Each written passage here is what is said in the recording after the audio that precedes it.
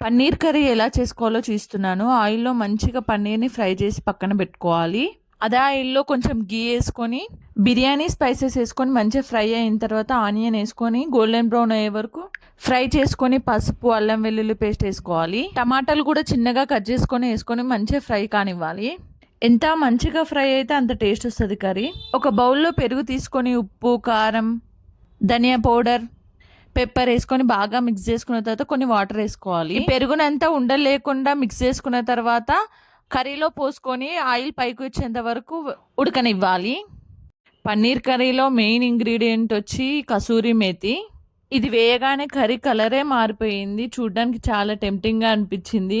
మంచిగా పన్నీర్ వేసుకొని కొంచెం సేపు ఫ్రై అయిన తర్వాత పచ్చిమిర్చి, కొత్తిమీర వేసుకొని సర్వ్ చేసుకోవడమే. ఈ పన్నీర్ కర్రీ అయితే రైస్‌లకు కూడా చాలా బాగుంది. చపాతీకి అయితే ఇంకా మస్తు ఉంటది. ఈ వీడియో నచ్చితే లైక్ చేయండి. Bye bye.